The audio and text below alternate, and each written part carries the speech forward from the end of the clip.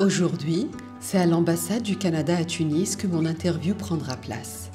Accueillie avec une chaleur et une hospitalité qui lui sont propres par son Excellence, Madame Lorraine Digué, j'ai immédiatement ressenti la bienveillance et l'humanité qui la caractérisent.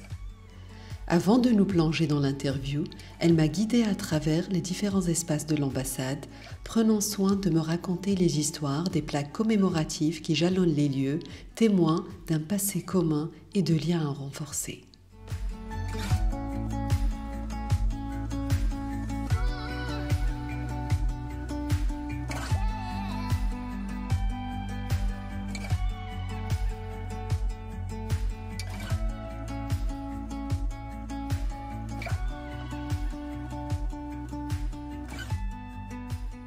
Madame Lorraine Digué, ambassadrice du Canada en Tunisie, bonjour. Bonjour. Merci de nous recevoir aujourd'hui. Merci, le plaisir c'est pour nous. Merci beaucoup. Cela fait bien longtemps qu'on devait quand même faire cette interview. Hein? Ça fait, oui, plusieurs mois. Exactement. Vous avez été très patiente avec moi et je l'apprécie énormément. C'est avec grand plaisir. Je comprends qu'entre-temps, il y a eu beaucoup de choses qui se sont passées, beaucoup de changements dans le monde. Beaucoup. Énormément. Le Canada a été affecté, la Tunisie n'est pas vraiment à l'abri aussi parce qu'on est tous concernés.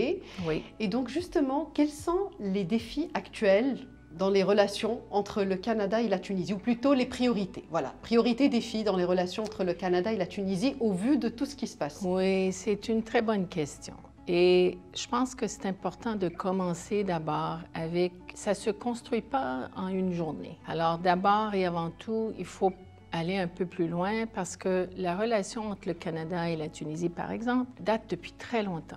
On a une relation ensemble depuis 1957. On a une ambassade ici depuis 1966. Et la Tunisie a ouvert son ambassade en 1969. Et depuis, on a toujours eu une relation bilatérale. Et au fil, avec le temps, on a construit des relations et des liens à plusieurs niveaux. On a une relation très riche culturelle. Et cette richesse aussi sur le plan culturel a apporté d'autres liens. Le lien commercial, le lien de développement. Alors tout ça s'est tissé avec le temps. Et avec le temps aussi, on a construit vraiment des amitiés. Et c'est ces amitiés-là qui nous aident quand on fait face à des moments difficiles. Et il y en a eu dans notre histoire, des moments très difficiles. Et on a vécu tous ensemble une crise COVID, on a vécu ensemble beaucoup de conflits dans le monde et aujourd'hui, on vit exactement la même chose. Mais je dirais, la nuance ou la différence, c'est que l'information arrive à un rythme accéléré, incroyable. On a de la difficulté de savoir comment trier tout ça qui rentre si rapidement.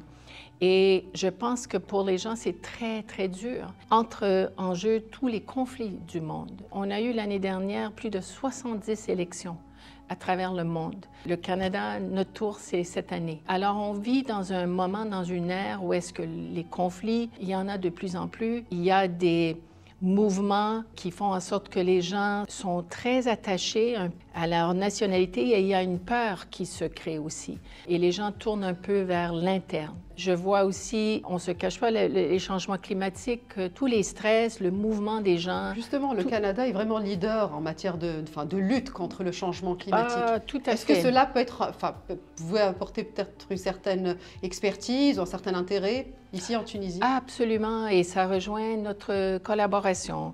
Et je pense qu'avec tout ce qu'on fait ensemble, c'est cette relation qui fait la différence. On peut, et nous, en Tunisie, on a des relations très, très, très fortes avec la communauté tunisienne, les Tunisiens, avec la société civile, avec les entreprises, le secteur privé, nos réseaux, le gouvernement tunisien. On travaille étroitement avec plusieurs ministères, dont le ministère de l'Environnement, par exemple. Nos projets, nos investissements sont tous vraiment ciblés à des objectifs importants pour le Canada, mais pour la Tunisie aussi et pour le monde. Et les changements climatiques représentent représente un volet très important. Les technologies, des investissements dans les technologies propres, par exemple, ça joue beaucoup et c'est justement un des secteurs sur lesquels on travaille avec la Tunisie. Mais il y en a bien d'autres. Donc, je pense que vous avez touché à quelque chose. C'est vrai, c'est un monde très complexe en ce moment et on se doit vraiment de créer, c'est à la base et avant tout, c'est vraiment les relations qui nous aident et la diplomatie qui nous aide vraiment à naviguer ce monde qui bouge si vite. Oui. On a parlé d'environnement, de technologie. Justement, quels sont les secteurs par lesquels, par exemple, les entreprises canadiennes sont intéressées pour investir en Tunisie? On a des secteurs ciblés. Alors, on travaille beaucoup en TI. Ça, le TI, c'est quelque chose qui lie beaucoup nos deux pays. La Tunisie, vous êtes très doué en TI, en intelligence artificielle aussi. Le Canada aussi. Alors, on a beaucoup de collaborations. D'ailleurs, on a vu croître le nombre de compagnies qui se sont installées en Tunisie depuis 2-3 ans. Maintenant, on a physiquement présent, on a à peu près 35 entreprises, mais on a au-delà de 50, une soixantaine qui font affaire en Tunisie. Mais le volume général des investissements, vous avez une idée sur oui, c'est donc, si on parle d'investissement dans les deux sens, c'est pas énorme, mais c'est à peu près 460 000, un peu moins que 450 000. On échange à peu près en termes d'export de produits vers la Tunisie, on exporte à peu près 170-180 millions et on importe plus, on importe à peu près 220 millions. C'est moins que c'était l'année dernière, simplement parce qu'il y a eu moins d'achats de la Tunisie de blé. Parce que la Tunisie aime beaucoup le blé canadien. Il le catégorise diamant, mais il y a eu moins de blé qui a été exporté vers la Tunisie. Mais toujours est-il, les textiles, l'huile d'olive tunisienne, nous aimons énormément, nous aimons l'huile et de plus en plus, on commence à voir une croissance dans les exports et les imports. Où est-ce qu'on a plus de volume? C'est dans cet investissement technique dont je parlais tout à l'heure. Et le secteur TI, ça, c'est quand même des chiffres qui sont intéressants. On parle, par exemple, d'environ 500 millions. Et en Tunisie, l'investissement canadien, c'est d'ordre presque 70 millions. Ça, c'est le côté service. Et on voit beaucoup, beaucoup plus d'entreprises qui s'installent, qui travaillent dans le domaine service. Pourquoi? Parce que c'est beaucoup plus facile de s'installer. Le fardeau administratif et tout ça qui peut parfois poser des délais ou des problèmes. Et votre rôle, justement, ici, de faciliter un petit peu cette installation, cette mise en relation? Oui, mais je n'ai pas partagé que moi, j'ai de la chance. J'ai une équipe phénoménale ici en Tunisie, à l'ambassade. Vraiment, je suis chanceuse.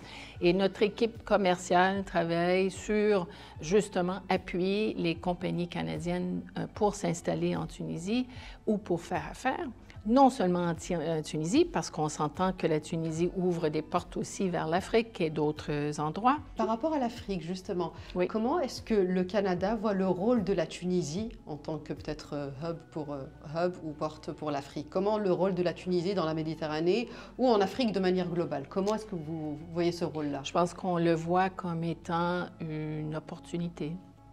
Et dans les secteurs dont j'ai pas parlé des autres secteurs, mais dans les secteurs aéronautiques, pharmaceutiques, agroalimentaire, toute la question de technologie propre qu'on a discuté tout à l'heure.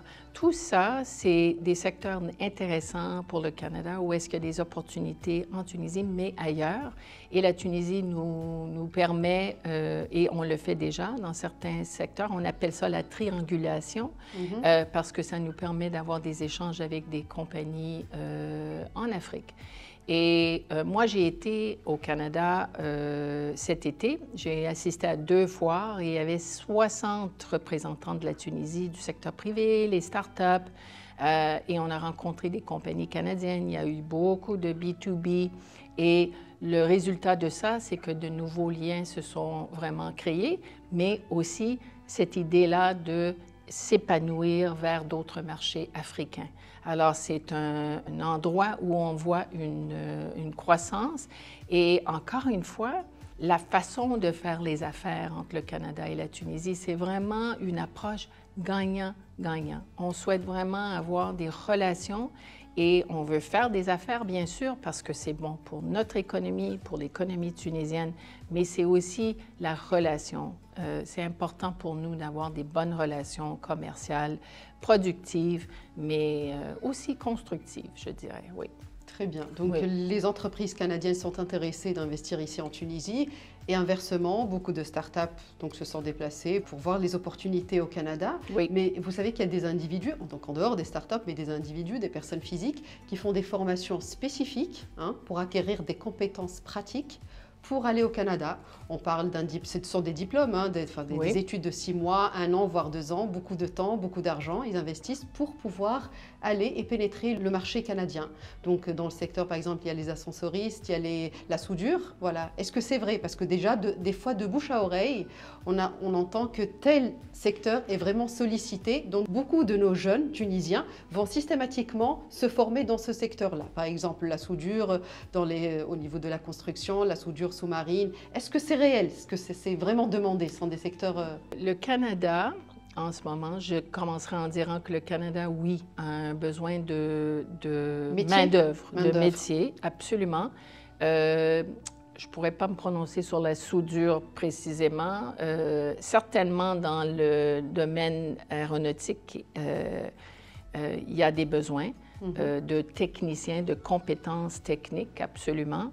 Il y a beaucoup d'appels pour différentes capacités techniques. On parle par exemple dans l'industrie de l'éducation, la science, l'intelligence artificielle justement, mais je dirais que oui, les Tunisiens, il y a beaucoup d'étudiants qui vont vers le Canada pour étudier différentes disciplines au collège et aux universités. On est à peu près à 4000 présentement d'étudiants tunisiens qui sont allés vers le Canada. Mais l'idée de notre échange sur le plan éducation, parce que nos échanges sont très riches, c'est un peu circulaire, c'est un peu et de plus en plus dans les deux sens. On voit, oui, c'est vrai, beaucoup de gens vont vers le Canada pour étudier, mais beaucoup aussi reviennent. Et avec cette expérience, et c'est le but, c'est d'encourager des opportunités, parfois à court terme. On a eu les jours mobilité, par exemple, l'année dernière, Journée Québec. C'est un autre exemple où est-ce qu'on cherche du talent ou des expertises. Des forums où vous mettez des forums. Mais c'est pour des besoins ponctuels et c'est pour acquérir des expériences dans certains domaines et faire ensuite l'idée, c'est le retour pour rapporter et ramener ces expériences. Justement, cette diaspora tunisienne, en fait, comment vous appréhendez en fait son rôle? Comment vous voyez son rôle dans le rapprochement des relations bilatérales? Je pense que ça joue quand même un rôle important. Énormément. Et moi, j'ai rencontré beaucoup de Tuniso-Canadiens, Canado-Tunisiens, peu importe. Et les mariages mixtes aussi, on a beaucoup des enfants issus de mariages mixtes. Veux pas, les amours, c'est ça arrive. On va étudier et on tombe amoureux, ça arrive. Tant mieux. Et voilà la richesse, parce que je peux citer plusieurs exemples de mes collègues de contact, de mon réseau, parce qu'on a des chambres de commerce, on a la chambre canado-tunisien, on a le réseau canadien, tuniso-canadien des affaires, qui sont très riches. Et parmi ces gens-là, il y a beaucoup qui sont allés étudier au Canada, qui ont même, certains d'entre eux, eu la citoyenneté canadienne, mais qui sont revenus en Tunisie pour faire des affaires, pour joindre le gouvernement tunisien, pour travailler dans le secteur privé. Et c'est ces gens-là qui vraiment créent une richesse, parce que c'est aussi les gens, quand on veut parler d'investissement, par exemple, on va aller vers ces gens-là qui ont eu cette expérience ou qui ont des contacts au Canada pour permettre justement à des compagnies d'avoir les réseaux dont ils ont besoin pour s'installer, les start-up et d'autres. Alors, c'est une diaspora vraiment riche, croissante aussi et importante, parce que c'est vraiment avec ces gens-là qu'on peut réaliser nos objectifs de, encore une fois, renforcer nos économies. On veut des économies prospères, mais on veut aussi des pays stables et où les gens sont capables de vraiment faire face, nous aider à faire face à tout ce qu'on va avoir besoin dans le futur, parce qu'on ne sait pas encore quels seront nos besoins dans un 10 Et puis c'est évolutif aussi, ça évolue. Exactement, exactement. Et donc, pour nous permettre vraiment de se préparer, on a besoin de ces gens qui peuvent développer des compétences qu'on ne peut qu'imaginer. Si je pense au progrès depuis les 10 dernières années, moi, ça me dépasse, mais pour les experts tunisiens et canadiens, on peut être rassuré parce que vraiment, il y a beaucoup qui se fait et c'est pour vraiment aussi faire face à toutes les difficultés dont on a parlé au début. Je trouve que oui, la diaspora tunisienne, c'est vraiment une richesse. La diaspora canadienne ici aussi, une richesse. C'est une grande communauté ici, vous avez à peu près... On a toujours le même défi. Parce que les gens qui s'enregistrent, c'est toujours pas, ça représente pas le nombre exact. J'ai quasiment toujours la même réponse quand je pose la question à un ambassadeur ou une ambassadrice. Et je ne sais pas pourquoi. Il y a peut-être des réticences qui vont se faire envoyer une facture pour des impôts. J'ai aucune idée. Mais c'est un appel aux Canadiens. S'il y en a qui écoutent, on connaît les communautés, quelques Canadiennes, mais on veut toujours être en contact avec le diaspora parce qu'encore une fois, on peut tisser des liens avec les communautés tunisiennes. Le chiffre est définitivement plus grand qu'on le prononce, mais on n'a pas nécessairement le contact avec tout le monde. Mais ils font leur travail de vraiment représenter le Canada directement, indirectement. Et je pense qu'encore une fois, ça explique aussi nos liens très profonds. J'en doute pas, justement. Donc c'est ce lien très fort, en fait, c'est le lien entre les peuples. Voilà, c'est ce qui va permettre de booster davantage les relations économiques qui existent déjà. Donc faire un focus sur les relations culturelles aussi, sur le tourisme aussi. Justement, j'aimerais en parler. Nous avons une ligne aérienne directe qui favorise les échanges économiques et commerciaux, mais qui va aussi pousser un petit peu le tourisme dans les deux sens. Pour le moment, nous avons 3 à 4 vols par semaine et on est très heureux parce que ça permet aux gens de venir directement de Montréal. Inch'Allah, on est en pleine négociation en ce moment pour croître le nombre de vols. La demande y est dans les deux sens? Absolument. Les vols tunisaires sont souvent pleins. L'été, surtout quand les Tunisiens reviennent aussi pour les vacances, mais toute l'année. On a des échanges. J'ai parlé de 2 foires commerciales auxquelles j'ai assisté, mais il y en a plein toute l'année. Alors, il y a souvent le va-et-vient, les étudiants, bien sûr. Alors, les vols, il y a la demande. Air Canada, je sais aussi, il y a des conversations avec Air Canada aussi. Mais pour le moment, il n'y a rien de concret. Mais on y travaille parce que la demande est là et la relation qui se renforce de plus en plus avec le temps, je pense que ça veut dire qu'éventuellement, on verra peut-être plus de vols entre nos 2 pays. Et il y a un petit décalage, c'est vrai, mais 7-8 heures et on est là. Donc, et on peut manger un peu de sirop le matin, d'érable, et ensuite le harissa après. Donc, c'est vraiment important si on veut croître nos échanges commerciaux, si on veut voir une augmentation dans nos échanges. On a besoin d'avoir ces connexions. Évidemment, il y a d'autres routes qui sont assez rapides aussi. On peut passer à travers l'Europe. La Tunisie, elle est très connectés dans le monde. On a le Méditerranée, vous êtes vraiment au centre de tout ça, alors c'est facile. Justement, qu'est-ce qui peut attirer un touriste et séduire un touriste canadien? Vous êtes ici depuis quelque temps, voilà, vous avez eu le temps largement de sillonner la Tunisie, de goûter à des plats, de rencontrer la population locale. Qu'est-ce qui attire vraiment les Canadiens, en fait? Et on a vu une croissance incroyable depuis les 4-5 dernières années. Donc, le nombre de touristes a beaucoup augmenté. Peut-être parce qu'on est plus au courant, les gens sont plus informés, on est un peu plus connectés. Oui. Le climat évidemment, une chance de voir la mer tout près, parce que c'est pas chaque ville au Canada où est-ce qu'on peut être à côté de la mer, comme en Tunisie. La nourriture, bien sûr, tout son charme, les sites historiques incroyables, patrimonial, mais je pense que c'est vraiment les gens. On parle de l'accueil tunisien, c'est pas une blague, c'est vraiment, et c'est très sincère. Les gens, quand on arrive, nous accueillent, nous font sentir comme si on est chez soi. Et je pense que ça fait partie un peu de ce qu'on partage, le Canadien et le Tunisien. On a des nuances, il y a des différences, mais en quelque part, je pense que c'est cet accueil chaleureux. J'adhère parfaitement en fait. En discutant avec M. Jabelloumi, le président de la Chambre de commerce et d'industrie tuniso-canadienne, il avait insisté sur ce point-là en fait, sur le fait que les Tunisiens s'intégraient facilement dans le tissu social et économique canadien, que c'était vraiment, les Canadiens étaient accueillants, voilà, vis-à-vis des autres nationalités, je pense aussi, mais des Tunisiens en particulier. Oui. Donc, je pense que cette chaleur en fait, cette hospitalité, ça va dans les deux sens. Oui, et je dis toujours, s'il y a un gâteau et 10 personnes, il y a 10 morceaux.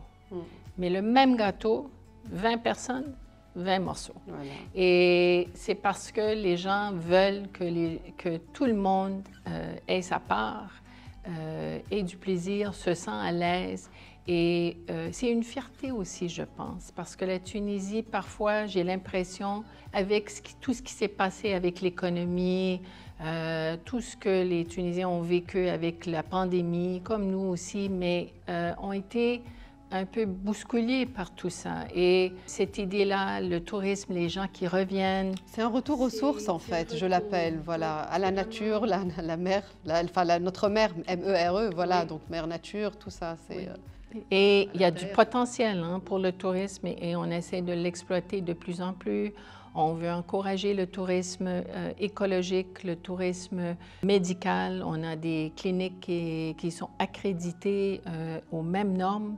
Les services, la qualité des services ici. Les retraités, par exemple, qui souhaitent fuir un peu notre hiver, qui peut être froid parfois. Et là, il neige. Il fait très froid, il neige. Il neige. Et là, je pense que... Il neige. Je pense, vous dites, j'ai beaucoup de chance d'être en Tunisie, là, avec le taux... Oui. Le temps moins 13 l'autre jour. C'était le 60e anniversaire de notre drapeau au cours du week-end dernier.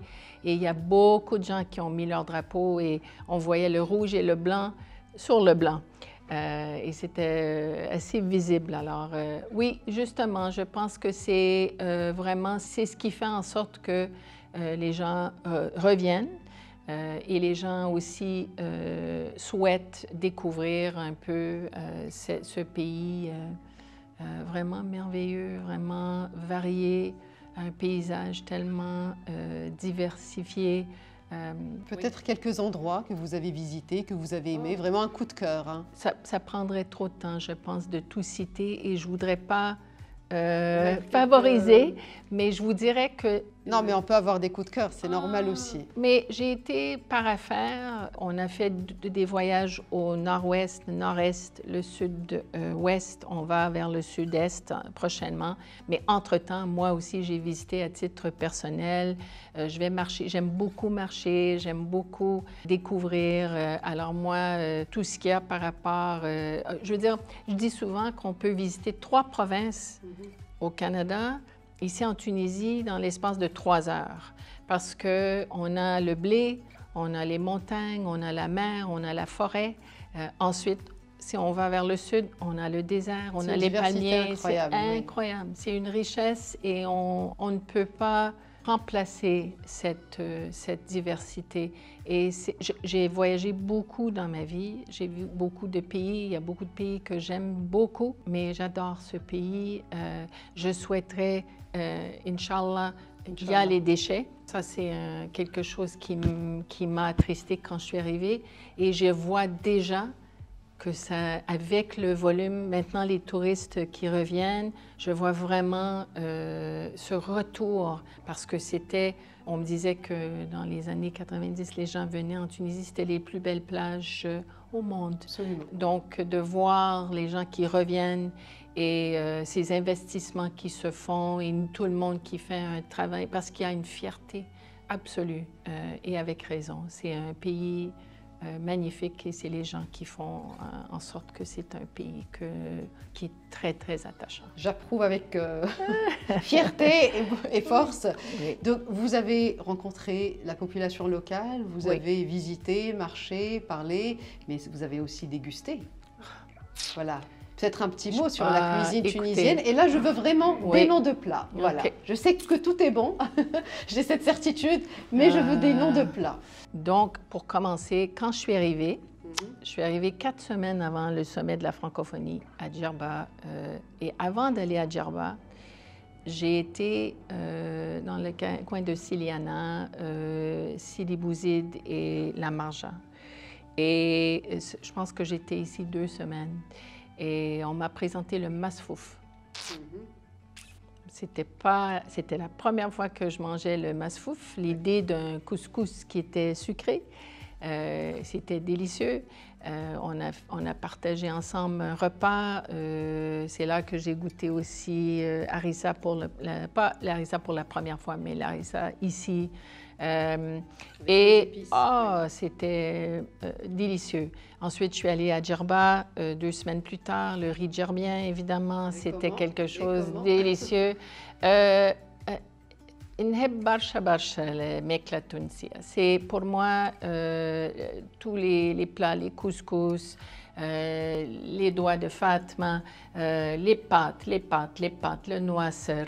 J'ai goûté le mlohia. Vous avez osé goûter à la mlohia? Ah oui. Malgré la couleur? Malgré la couleur. D'accord. Mais vous savez, encore une fois, on a vraiment une richesse de gens ici qui viennent de partout à travers le pays, qui amènent leur plat préparé par quelqu'un dans la famille.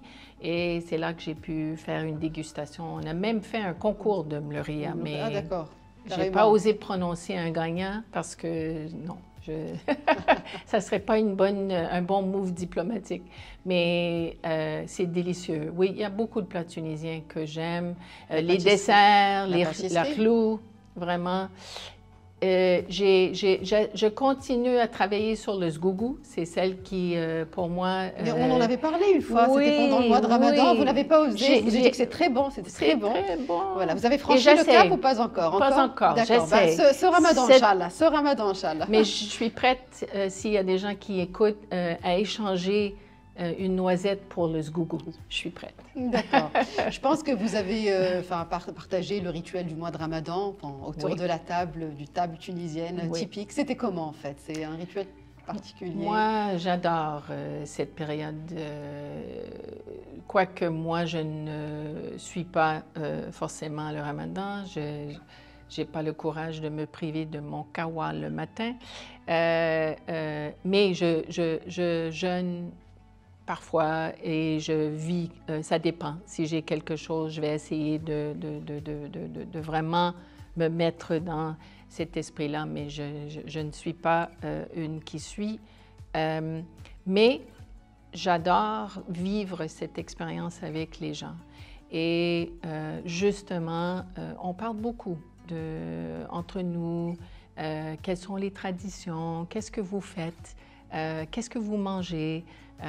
Quand on parle aussi et on mange ensemble, au fur et à mesure qu'on déguste, les gens partagent aussi les expériences familiales. Et pour moi, c'est une période où est-ce que les gens ont tous et toutes leur propre vécu. C'est très personnel. Mais en même temps, ils sont prêts à partager un peu leur expérience. Et c'est vraiment une période pour moi privilégiée d'être ici. Et j'ai pas vécu le Ramadan à l'été.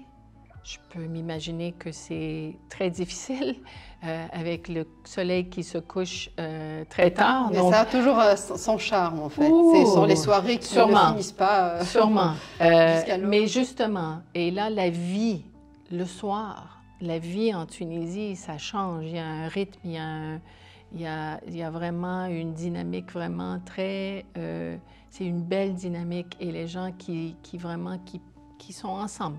L'idée, c'est d'être ensemble et de vivre cette expérience, quoique personnelle, on le vit aussi ensemble avec les autres. C'est sûr aussi qu'il y a les réalités parce que les gens travaillent. Et pour moi, ça, c'est l'aspect intéressant aussi, comment on gère le quotidien. Et pour les femmes, et pour les femmes, je porte attention surtout aussi parce qu'on me dit souvent qu'elles ont la charge malgré le fait qu'elles travaillent. Donc, pour préparer le repas ou pour... Alors ça, c'est des choses qu'on discute aussi, c'est tout l'aspect sociétal, mais dans un monde qui est beaucoup plus, de plus en plus, alhamdoulilah, de plus en plus égalitaire. Ça aussi, les rôles que jouent les membres de la famille, les enfants. Donc, non, j'adore cette période de l'année. C'est vraiment très spécial. Vraiment. Tant mieux, tant mieux. Et c'est ma dernière. D'accord. Donc, il faudra manger le sgougou cette année. Il faudra vraiment l'adopter. Sans faute. Et je vais vous dire quand je trouve le sgougou délicieux que j'aime beaucoup. Parfait, c'est parfait. C'est tant mieux. Vous avez parlé de femmes. Justement, j'ai une question qui me vient à l'esprit. On a parlé des femmes, du rôle des femmes. Alors, vous occupez le poste d'ambassadrice. Vous êtes également président du groupe des ambassadeurs francophones en Tunisie. Alors, comment est-ce que, oui ou non, je ne sais pas, je pose la question, est-ce que ce souffle féminin apporte une nouvelle vision au travail diplomatique, à la vie en diplomatie? Ça apporte un plus, ce souffle-là, cette vision-là? Ça, c'est une question que j'aime beaucoup. Oui, absolument. Absolument. Comment vous le vivez, en fait? Je vis cette vie et heureusement qu'en Tunisie, il y a beaucoup de femmes, ambassadeurs, ambassadrices, et on a un réseau important. Et ce réseau-là, ça nous permet vraiment de partager et d'échanger sur des choses que nous partageons parce que nous sommes femmes. On vit des choses différemment parfois, des moments différemment. Quoique nous avons un réseau également avec tous les ambassadeurs qui sont en Tunisie, hommes et femmes, je pense qu'on se complimente. Et moi, je suis convaincue que peu importe le métier, peu importe ce que nous essayons de réussir, on le réussit mieux ensemble. Et moi, je verrais difficilement un monde où est-ce qu'on n'a que des femmes ou que des hommes. Imagine une ambassade que des femmes. On peut voir qu'il y aurait des défis absolument. Il faut je pense, travailler ensemble pour apporter ce que nous apportons. Chaque individu apporte quelque chose, bien sûr. Une personne peut faire une différence, ça c'est clair. Mais hommes-femmes, on se complimente et on apporte une diversité, une façon de voir les choses, une façon d'approcher un problème, une façon de chercher des solutions. Et cette approche-là, je pense que c'est très important qu'on ne perd pas vue et qu'on continue de chercher des occasions et des opportunités pour inviter les femmes à se joindre où est-ce que nous sommes sous-représentés. Et il y a encore beaucoup d'endroits que nous sommes sous-représentés. Le Canada a une politique très ferme.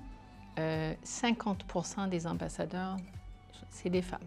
Et, mais c'est délibéré, mais la bonne nouvelle, c'est qu'ils n'ont pas besoin de faire des actions de charité. Les femmes sont là parce qu'elles sont compétentes et s'imposent, bien sûr. Et s'imposent. C'est tout à fait normal. Comme la femme tunisienne, qui est, je dis toujours que la femme tunisienne, c'est le soft power de la Tunisie, parce que la femme tunisienne, vous en êtes la preuve, sont dans les domaines partout et sont une force importante et contribuent à l'économie tunisienne et à son succès. Donc, oui, je pense qu'il ne faut pas sous-estimer l'avantage d'avoir des hommes et des femmes qui travaillent ensemble et la preuve, c'est qu'il y a des impacts réels en ayant les deux qui sont présents dans une organisation. Peu importe l'organisation, vraiment, mais je le vis à tous les jours. Et il y a certains pays où c'est peut-être plus facile, moins facile. La Tunisie, c'est facile d'être une femme parce qu'on a toujours, la femme tunisienne, elle est très présente dans la société et c'est facile pour moi à ce niveau-là. Mais non, il ne faut pas arrêter de vraiment y travailler parce que c'est très important d'avoir cette équité, cette égalité entre les deux. Et c'est justement, ça fait 2 ans que vous êtes présidente du groupe des ambassadeurs francophones. Tout à fait. C'est bien ça, d'accord. Oui, ça fait 2 ans. C'est une présidence qui dure combien de temps? Normalement, c'est 1 an, mais j'ai réussi à garder le poste. D'accord. Tant mieux pour nous. Mais c'est parce que, évidemment, avec le fait que la Tunisie gardait un peu la présidence pour 2 ans, donc c'était naturel, selon moi, de continuer.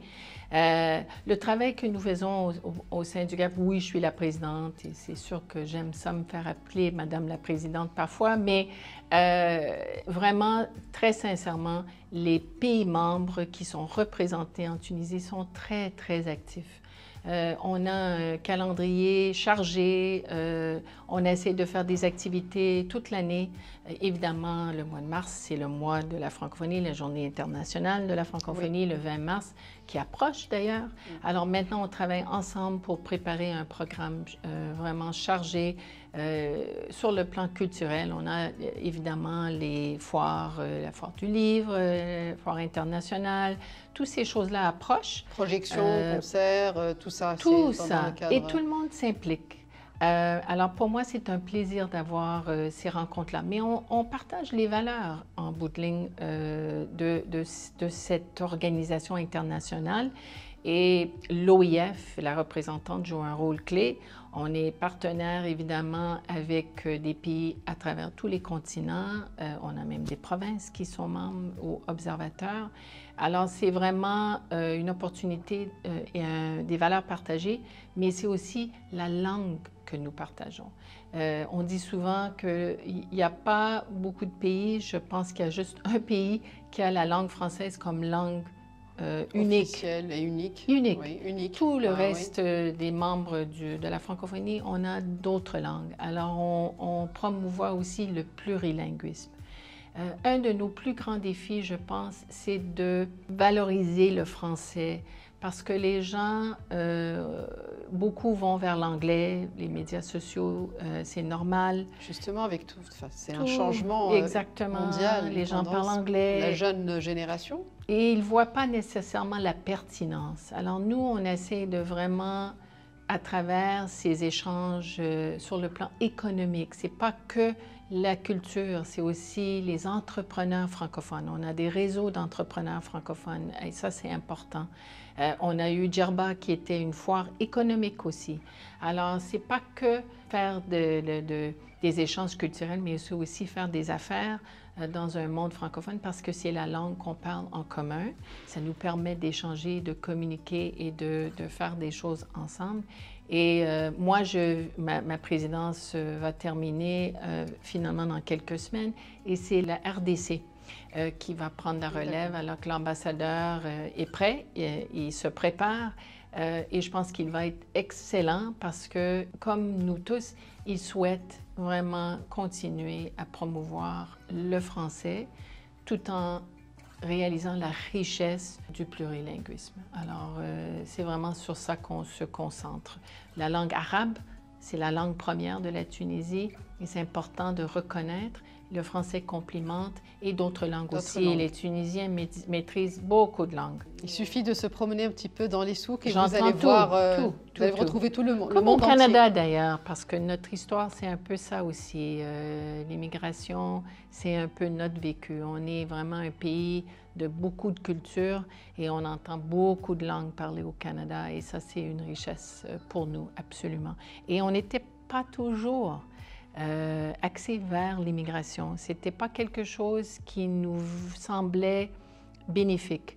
Et on a réalisé très vite, dans les années 50, 60, que si on n'accélérait pas et si on n'invitait pas les gens à venir se joindre à nous au Canada, notre économie n'aurait pas pu vraiment grandir. Survivre et grandir. Oui, survivre.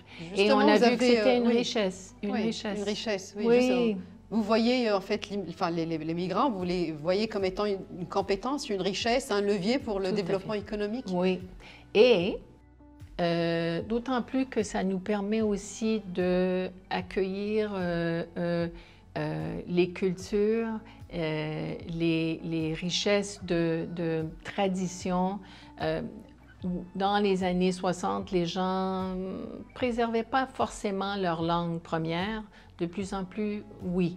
Et ça, c'est la beauté et la richesse aussi, parce que les gens apportent tout ça avec eux et ils apportent la cuisine. Ah. Alors, on a une richesse, on peut trouver tout au Canada, y compris harissa, huile, dattes, tout ce qui est nécessaire pour faire un couscous, on l'a au Canada. Mais c'est très sincèrement, nous, évidemment, on est tous migrants au Canada, sauf notre peuple autochtone. Je pense que cette population-là qui a été un peu envahie par nous, là, on est en train de faire un peu un rééquilibre de cette relation absolument importante avec nous. On oublie parfois que le Canada, 70% des Canadiens vivent au sud du pays. Et le nord, c'est vraiment quelque chose qui est beaucoup plus... un paysage pas facile, pas toujours facile. Donc, mais cette richesse d'immigration, notre histoire d'immigration, c'est la nôtre. On ne peut pas l'imposer aux autres, c'est la nôtre. Mais les Canadiens et les Canadiennes, en général, sont en grand appui à l'idée de la migration. Et avec les années, on a pu développer des programmes, des approches. Voilà. Et c'est ça qui a vraiment changé la chose. Et ici, au niveau de l'ambassade ici à Tunis, est-ce que vous apportez de l'aide? En fait, vous aidez les Tunisiens qui souhaitent préparer les dossiers, tout ça, vous les aidez à remplir peut-être les formulaires, à les orienter un petit peu? Comment ça se passe? Oui, on fait beaucoup d'efforts pour vraiment aller vers les gens, pour leur permettre vraiment de mieux comprendre nos procédures. Le site Web, on essaie de l'améliorer toujours. On a des vidéos d'instruction.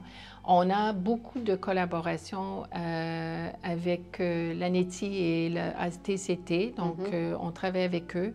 On a des échanges avec les ministères parce qu'eux souhaitent toujours un appui pour pouvoir nous aider à aider les gens comment approcher une demande, que ce soit pour visiter, étudier ou travailler. On a aussi des mardis migratoires où est-ce on permet les gens d'appeler s'ils ont des questions pour nous. On fait tout ce qu'on peut et on essaie d'éviter le plus possible que les gens fassent appel à des agences ou à des organisations parfois qui ne sont pas forcément fiables, qui ne sont pas légitimes et qui coûtent pour ces gens-là. Et on vise toujours ceux qui sont les plus vulnérables, peut-être les gens qui ont les moins de moyens. Et ça, on essaie vraiment de décourager. Alors, on fait tout ce qu'on peut. On souhaite encore une fois que ça soit vraiment une approche où est-ce que les gens sentent qu'ils ont l'encadrement et l'appui dont ils ont besoin pour prendre ces décisions-là. Par exemple, on a des foires d'éducation, des foires, et à chaque événement, on essaie d'amener quelqu'un qui peut nous aider pour donner un peu un aperçu du programme, pour encore une fois guider les gens. Les gens aussi parfois ne connaissent pas les réalités du Canada. C'est pas facile toujours de se trouver dans un nouveau pays, surtout un pays où est-ce qu'il fait froid. Oui. Et pour les Tunisiens, parfois ça peut être très choquant. Alors c'est important que les gens savent dans quoi ils s'embarquent, qu'ils sont informés, qu'ils sont vraiment... et aussi de chercher des opportunités dont je parlais tout à l'heure, où est-ce qu'on a des échanges ponctuels, une opportunité d'acquérir des expériences pour ensuite revenir en Tunisie. Ça, c'est ce qu'on cherche vraiment à réaliser. Donc, Lorraine, je vous remercie de de votre hospitalité, de votre Merci. temps, enfin, de ce partage-là. Merci beaucoup. Mais avant de clôturer, en fait, il y a quelque chose qui a retenu mon attention. Inukshuk. Oui. À l'entrée, il y a une sculpture. Oui. Et on m'avait dit que c'était Inukshuk, c'était un mot autochtone. C'est un Donc, qu'est-ce mot que c'est exactement? autochtone, oui, c'est exactement ça. C'est construit par deux Tunisiens qui travaillent à l'ambassade, mais on les voit beaucoup au Canada, les Inukshuk, et c'est les pierres qui sont posées pour créer cette structure et qui représentent... Ça représente Humaine.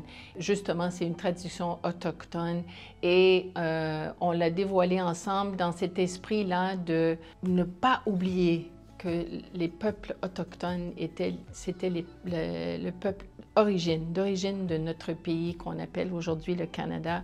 Et ces traditions-là autochtones, les arts autochtones, tout ce qui a culture, on est en train de redécouvrir au Canada cette richesse. Et c'est vraiment incroyable. C'est une belle preuve d'interculturalité, en fait. C'est une belle preuve d'interculturalité. Et parlons d'interculturalité, je sais que vous parlez tunisien aussi. Hein? Chouette. Non, mais je sais que vous y connaissez. Oui, oui. Peut-être un dernier message, un message positif en tunisien. Je vous laisse le choix de choisir le... Inch'Allah lebes atikom saha. Merci. Merci. Merci beaucoup. Merci. Merci.